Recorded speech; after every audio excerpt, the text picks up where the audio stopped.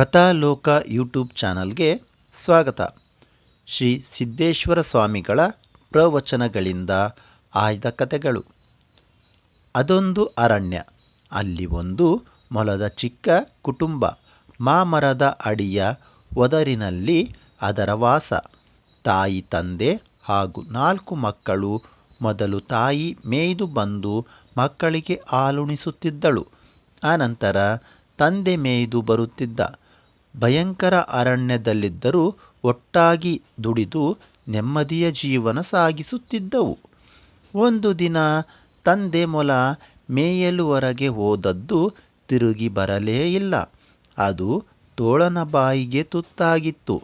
ಮರುದಿನ ತಾಯಿಯು ಅದೇ ಗತಿಯಾಯಿತು. ಮುಂದೆ ಎಳೆ ಹಸುಳೆಗಳು ತಾವೇ ಹೊರಬಿದ್ದು ಮೇಯ್ದು ಹೊಟ್ಟೆ ಹೊರೆಯತೊಡಗಿದವು. 3 ದಿನ ಕಳೆದಿರಲಿಲ್ಲ. 3 ಮರಿಗಳು ಮೃತ್ಯುವಿನ ಒಡಲಿಗೆ ಎಡೆಯಾದವು. ಈಗ ಆ ಕುಟುಂಬದಲ್ಲಿ ಒಂದೇ ಒಂದು ಮೊಲ ಉಳಿದಿತ್ತು. ವಂಶದೀಪವಾಗಿ ಮಾಮರದಲ್ಲಿದ್ದ ಗಿಳಿ ಈ ಕುಟುಂಬದ ಕಷ್ಟವನ್ನು ಕಂಡು ಕರಗಿ ತಾಳಲಾರದೆ ಹೇಳಿತು, ಎಂಥ ಕಷ್ಟದ ಜೀವನ ನಿನ್ನದು. ತಾಯಿ, ತಂದೆ, ಅಣ್ಣ ತಮ್ಮಂದಿರಿಲ್ಲ, ಕಳೆದುಕೊಂಡೆಯಲ್ಲ. ಏಳು, ಪಕ್ಕದಲ್ಲಿರುವ ದೇವಾಲಯಕ್ಕೆ ಹೋಗು. ರಾಜ ಮಹಾರಾಜರೆಲ್ಲ ತಮ್ಮ ಕಷ್ಟವನ್ನು ಕಳೆದುಕೊಳ್ಳಲಿಕ್ಕೆ ಅಲ್ಲಿಗೆ ಬರುತ್ತಾರೆ.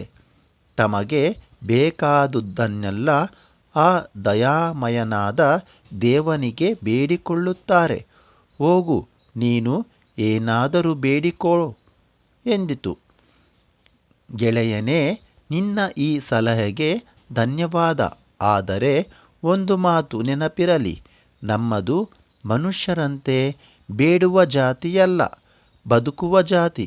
ಮರಣವನ್ನು ನಾವು ಬದುಕಿನ ಅಂಗವೆಂದೇ ಸ್ವೀಕರಿಸಿದ್ದೇವೆ. ಅಂತೆಯೇ ನಾವು ಯಾವ ಶಸ್ತ್ರಗಳಿಲ್ಲದೆ ಕ್ರೂರ ಮೃಗಗಳೊಂದಿಗೆ ಲಕ್ಷ ಲಕ್ಷ ವರ್ಷಗಳಿಂದ ನಿರ್ಭಯವಾಗಿ ಬದುಕಿ ಉಳಿದಿದ್ದೇವೆ. ಮೊಲದ ಆತ್ಮಬಲದ ನುಡಿಗಳನ್ನು ಕೇಳಿದ ಗಿಳಿ ಸ್ವಾಭಿಮಾನ ಗೀತೆಯನ್ನು ಹೇಳುತ್ತಾ ಮುಗಿಲೆತ್ತರಕ್ಕೆ ಹಾರಿತು. ಮನುಷ್ಯನಿಗೆ ಆತ್ಮಬಲ ಮತ್ತು ಸ್ವಾಭಿಮಾನ ಅವನನ್ನು ಮುಗಿಲೆತ್ತರಕ್ಕೆ ಬೆಳೆಸುತ್ತದೆ.